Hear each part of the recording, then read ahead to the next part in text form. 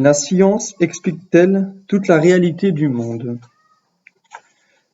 Nombreux sont nos contemporains qui n'accordent foi qu'en la science dont les progrès sont, il est vrai, impressionnants.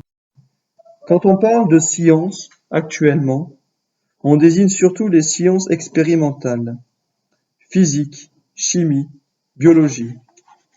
En effet, les sciences dites humaines, comme l'économie, l'histoire ou la psychologie intègrent dans leur analyse des présupposés qui relèvent de choix philosophiques.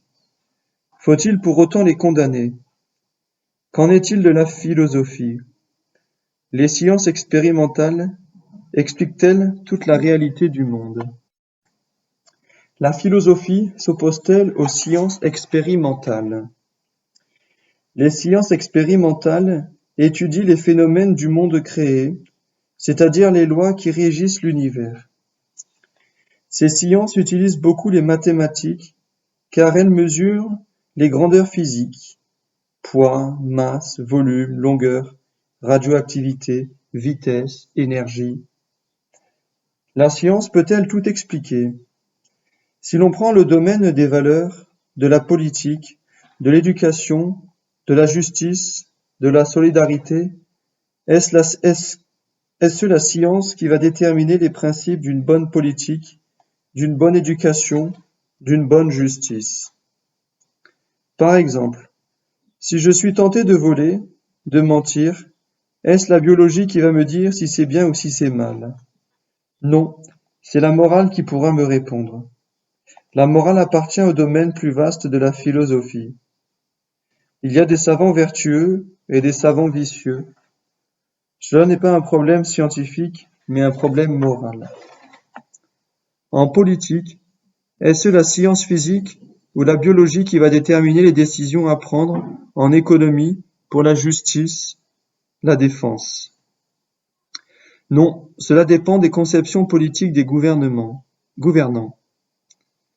C'est la politique, branche de la philosophie, qui va proposer une réflexion et donner des principes et des valeurs.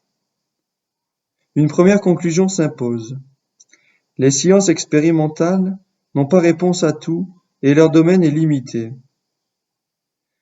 Ce n'est donc pas la science, au sens moderne du mot, qui peut donner un sens à ma vie et me dire comment vivre. Deuxième conclusion. Les sciences expérimentales ne sont pas les seules disciplines qui pensent et raisonnent. Il n'y a pas que de vérité scientifique. Quand je dis voler est mal, ce n'est pas une vérité scientifique, mais une vérité morale. Quand je réfléchis en lisant ce livre, je ne fais pas de la chimie, de la biologie ou de la physique. Et pourtant, j'utilise bien mon intelligence. En fait, quand on vit, on utilise son intelligence en permanence, et non uniquement quand on fait des sciences expérimentales. L'exercice de la raison n'est donc pas l'apanage des seules sciences dites dures.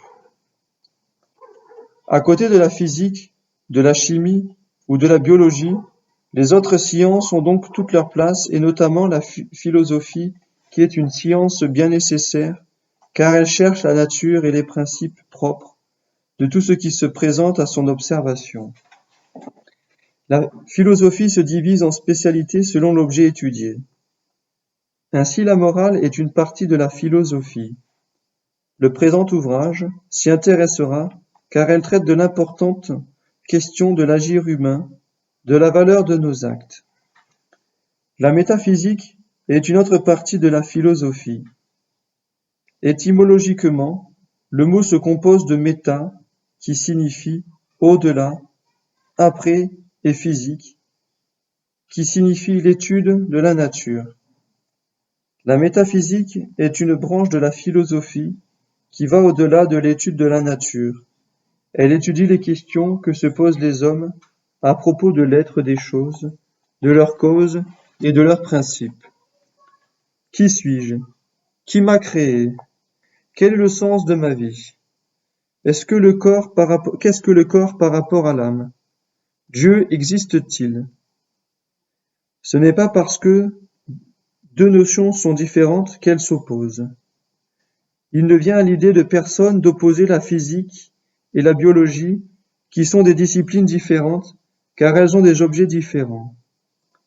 La physique et la biologie se complètent pour mieux comprendre le monde. De même, il ne faut pas opposer les sciences expérimentales et la philosophie, cela n'a pas de sens. Les sciences expérimentales et la philosophie ne s'opposent pas, mais ont chacune un objet différent. Les sciences s'intéressent aux phénomènes et à leurs mécanismes, et la philosophie s'intéresse aux causes et aux principes des choses. Elles étudient leurs êtres. Les sciences découvrent les lois de la matière et la philosophie propose, par exemple, une réflexion sur l'usage, la finalité des découvertes scientifiques. Ainsi, la médecine va étudier le fonctionnement du corps humain, la philosophie étudiera les actes bons ou mauvais que l'on peut poser avec ce corps. On peut donc affirmer que la philosophie et la science ne s'opposent pas. Elles ont simplement des visées différentes. Les sciences expérimentales sont utiles pour comprendre et utiliser la matière autour de nous. La science philosophique est indispensable pour vivre en société et savoir ce que nous faisons sur Terre. Qu'est-ce que le scientisme? Le scientisme est apparu au XIXe siècle avec le positivisme d'Auguste Comte. Il postule que la science va résoudre tous les problèmes et qu'elle pourra un jour tout expliquer et ainsi apporter le bonheur à l'humanité. Ces penseurs confondent deux plans qui sont différents, celui de la science expérimentale et celui de la philosophie. La science, par exemple, en étudiant la matière, va découvrir le noyau de l'atome et l'énergie atomique. Elle va imaginer différentes utilisations possibles, mais celui qui va décider de produire de l'électricité d'origine nucléaire ou non nucléaire, de doter le pays de l'arme nucléaire, n'est pas le scientifique.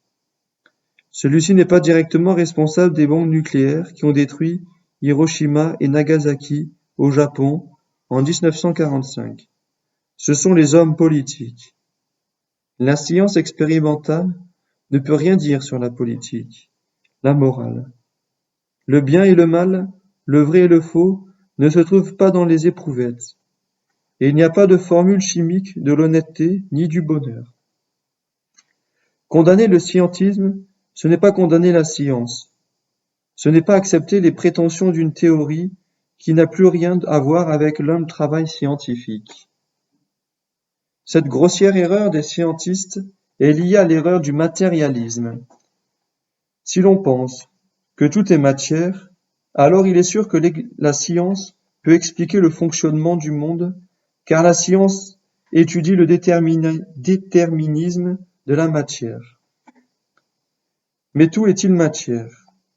Un homme n'est-il que de la matière? Pourquoi faire tant d'histoires quand on tue un homme s'il n'est que de la matière, comme une mouche ou un rocher?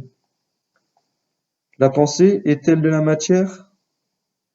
Si l'on ouvre un crâne, on ne trouve pas la pensée ou l'idée, car la pensée n'est pas matérielle.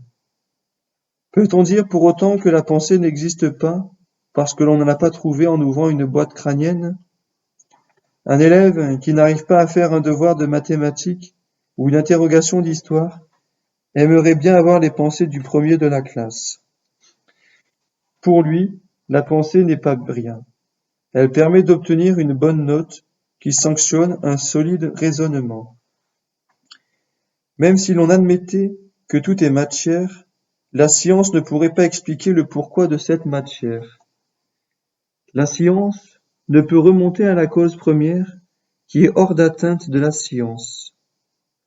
Au même titre que la philosophie, la foi est discréditée par les scientistes au motif que sa démarche n'est pas rationnelle.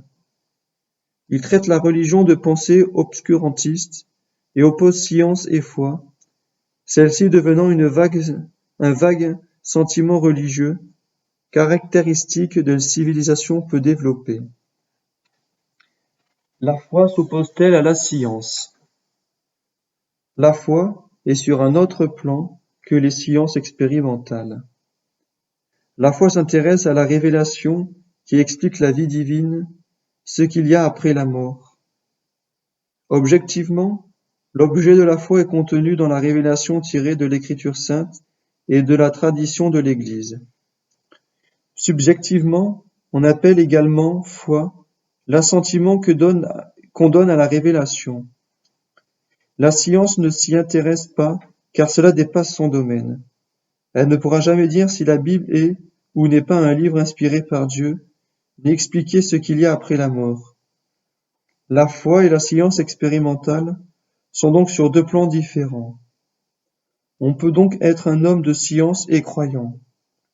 Voilà ce que dit Cauchy, le plus grand mathématicien français du XIXe siècle. Citation. Je suis chrétien, c'est-à-dire que je crois à la divinité de Jésus-Christ avec Tycho Brahe, Copernic, Descartes, Newton, Fermat, Leibniz, Pascal, Grimaldi, Euler, Gulden, Gerdy. Fin de citation. Laurent Laforgne, médaille Fields 2002, équivalent du prix Nobel en mathématiques, ne se cache pas d'être profondément catholique.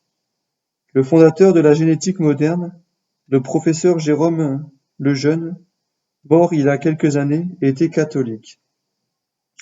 Par principe, il ne peut jamais y avoir de contradiction entre la science et la foi, car la science et la foi n'étudient pas la même chose, le même domaine, et chacune a sa méthodologie rationnelle, adaptée à l'objet étudié.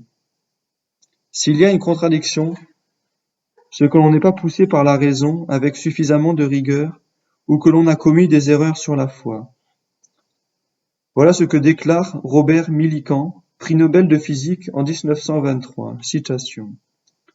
J'estime qu'il n'existe aucune opposition entre la foi et la science. Fin de citation. La foi est-elle un sentiment? Si la foi est un sentiment sans motif de crédibilité, il est évident qu'il ne peut y avoir une opposition entre la foi et la science, aussi bien qu'entre la foi et la raison. En effet, le sentiment est subjectif, personnel, intuitif et variable selon les individus. La raison est objective, rigoureuse selon les individus. La raison est objective, rigoureuse et générale, valable pour tout le monde universel. Or, la foi ne se définit pas comme un sentiment. En effet, il y a des vérités de foi, des dogmes de la religion catholique. La foi porte sur des vérités, sur des connaissances, et non sur des impressions ou des sensations. Ladrière, professeur à l'Université catholique de Louvain, déclare, citation, « Dans la mesure où la foi implique l'acceptation d'un message, la foi porte sur un contenu repérable, formulé en proposition, et à ce titre, elle est formée de connaissances. Dans la mesure où elle implique un acte de confiance, une soumission à un donné, dans lequel on reconnaît l'action de Dieu, elle est un engagement, c'est-à-dire un acte de volonté. » Fin de citation. On s'aperçoit donc que la position qui considère que la science et la foi sont incompatibles ne tient plus, puisque la foi, comme la science, est un acte rationnel, réfléchi. On peut donc parfaitement être un scientifique tout en étant croyant. Dans la foi, on voit qu'il y a un mouvement de la volonté qui choisit de faire adhérer l'intelligence à des vérités se présentant comme révélées par Dieu. Mais ce choix de la volonté n'est pas une confiance aveugle et sans fondement.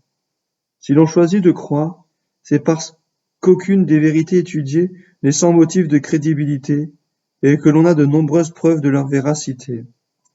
Certes, il y a des mystères qui sont au-dessus de la raison et que l'on ne peut jamais entièrement comprendre, mais de nombreux éléments rationnels montrent toutefois qu'il convient d'y croire.